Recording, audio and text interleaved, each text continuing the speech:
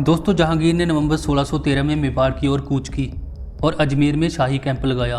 शहजादे खुर्रम को एक बड़ी सेना लेकर मेवाड़ पर विजय के लिए भेजा और खुर्रम को मेवाड़ अभियान का सर्वोसर्वा बनाया।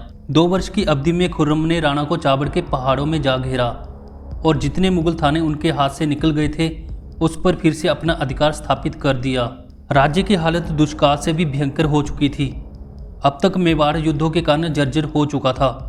अतः सभी सामंतों, दरबारियों और कुंवर कर्ण सिंह की निवेदन पर राणा अमर सिंह ने अपना मन मारकर मुगलों से फरवरी 1615 ईस्वी में संधि कर ली। अमर सिंह मुगलों से संधि करने वाला मेवाड़ का प्रथम शासक था। संधि वार्ता के लिए मुगलों की ओर से शिराजी, सुंदरदास और राणा की ओर से हरिदास झाला, शुभकर्ण सम्मिलित थे। वार्ता दल ने आसान शर्तों पर संधि का मसौदा तैयार किया, जिसे मुगल मेवाड़ संधि कहा जाता है। मुगल मेवाड़ संधि में मुख्य शर्तें ये थी कि स्वयं राणा खुर्रम के समक्ष आएगा, कुंवर कर्ण को मुगल दरबार में भेजा जाएगा, राणा को मुगल दरबार की सेवा श्रेणी में प्रवेश करना होगा, परंतु राणा का दरबार में उपस्थित होना आवश्यक नहीं है। राणा 1000 घुड़सवारों सहित मुगल सेवा के लिए उद्यत रहेगा। चित्तौड़ दुर्ग राणा को लौटा दिया जाएगा, लेकिन उसकी मुरम्मत नहीं करेगा। राणा वैवाहिक संबंधों के लिए बाध्य नहीं होगा।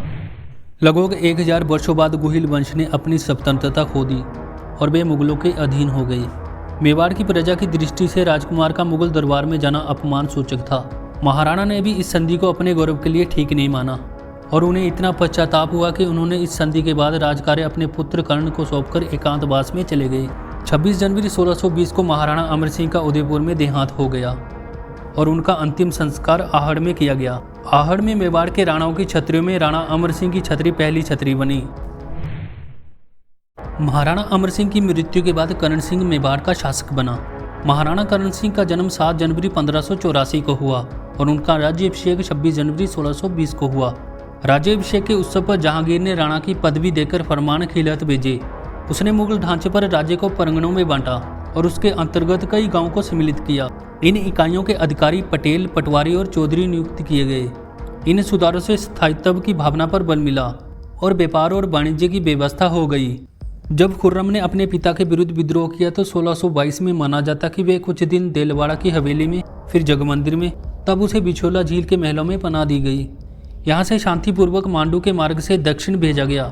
राणा कर्ण सिंह ने अपने संबंधों को खुर्रम से अधिक अच्छा कर लिया था और उनका भाई भीम भी खुर्रम के साथ उत्तराधिकारी युद्ध में सहयोगी बना रहा। खुर्रम जहांगीर की मृत्यु पर सम्राट बनने आगरा जा रहा था, तब कर्ण ने उनका गगुंदा में स्वागत किया। उसकी यात्रा के लिए सुरक्षा का प्रबंध अपनी सीमा में किया। कर्ण सिंह इस घटना के बाद अस्वस्थ हो गए और उनकी मृत्यु 1628 को हो गई।